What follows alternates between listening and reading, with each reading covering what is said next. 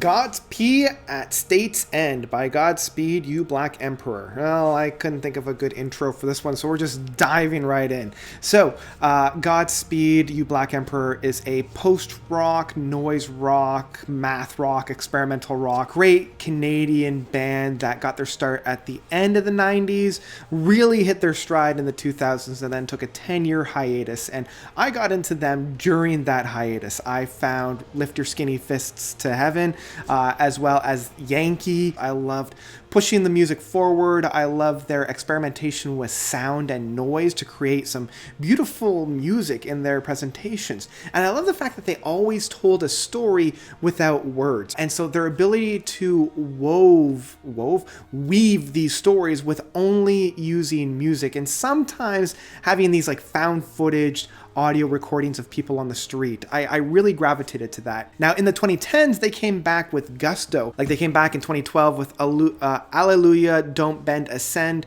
Asunder, Sweet, and Other Distress. And in 2017, came out with my favorite album from them still to this point, which is Luciferian Towers. And I know not a lot of people enjoyed that expression of theirs, but I loved it. I love the cinematic quality of it. Again, it's that storytelling element without any lyrics. And one of the things that I particularly love about this band is that they don't have any front runner. There's no individual on this album. It is a collective outpour. It's a collective work. So now we come into their latest outfit, Godspeed at State's End, and the one thing that I really enjoyed about this album is, again, that collective storytelling element. This is definitely a celebration of music, which is something that I haven't really found with Godspeed at this point. Like, I find a lot of Godspeed albums are much more of a raise to action, call to arms, a raging against the machine kind of an idea. This one feels much more of a celebration.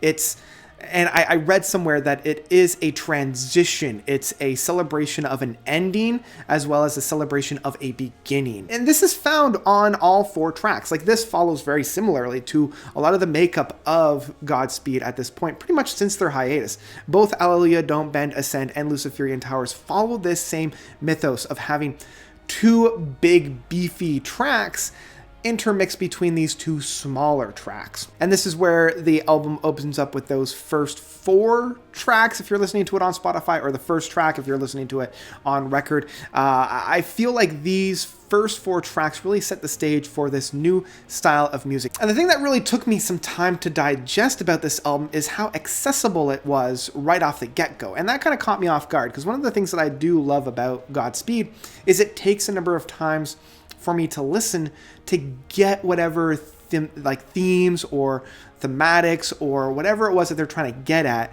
to kind of come to fruition. This kind of brought me out of the listening experience upon maybe the first handful of listens that I got into this album. Those first 4 tracks of Military Alphabet, Jacob's Ladder, First of the Last Glaciers, and Where We Break, How We Shine, they all kind of come together for about 20 minutes worth of music. And again, it was just very, very tangible. I will say, Where We Break, How We Shine, Rockets for Mary, did feel very much like it's that found footage recordings that we had from their previous works. It sounds like somebody's just out on the battlefield and they're hearing off in the distance gunfires. I also kind of interpreted it as like maybe like a hunting party. It brought that first big epic to a satisfying conclusion. Again, it's still like it had a really great build, and I love that great crescendo that we have at the end. That's probably one of the highlights of this album, especially from First of the Last Glaciers. And I love how it kind of ties together Military Alphabet and Jacob's Ladder. Or sorry, not Jacob's Ladder, that's Rush.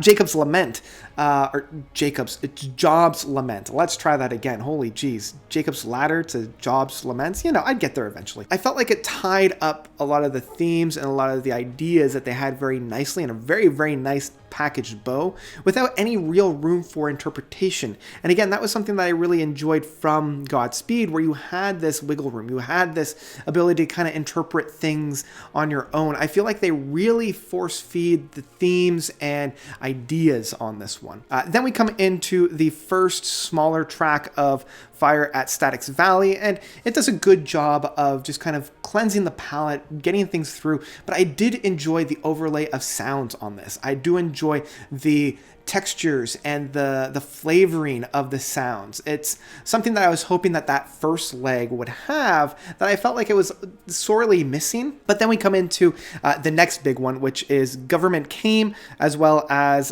Cliff's Gaze at Empty Waters Rise, and Ashes to the Sea, or Nearer to Thee. I really enjoy these tracks that create about 19 to 20 minutes worth of music again.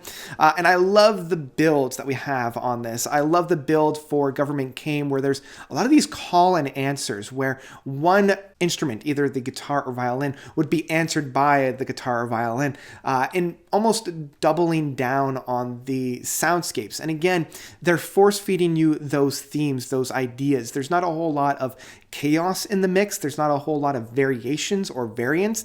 A lot of it is just that straight two packaged sounds of music. But I do enjoy how the drums on these two tracks slow build into a very satisfying end and a very satisfying crescendo by the end of it. By the end of the whole Cliff's Gaze suite, which takes up about 8 minutes or so, I love that final build and that very satisfying, rewarding conclusion. And that is where the big celebration occurs. I feel like this is that big tension kind of release moment on this. And it does provide a satisfying ending, but at the same token, it wasn't until maybe about the 5th or 6th listen that I had with this project that it finally clicked for me, because it wasn't until finally like the 5th or 6th listen that I had with this project that I finally understood kind of the simplicity of the music that's found on this. It's not overly complex or overly layered. It is very kind of one-tracked mind, and in that case, A Celebration is very much like that. So the concept does fit the music that's coming through with that. And finally, Our Side Has to Win for DH. It does tie everything up together. It does feel like a finalizing pin in the track list here. I do wish that it was a little bit more, I don't know, finale, because the final notes never really resolve. Like, it does kind of continue, and it almost feels like the king is dead, long live the king.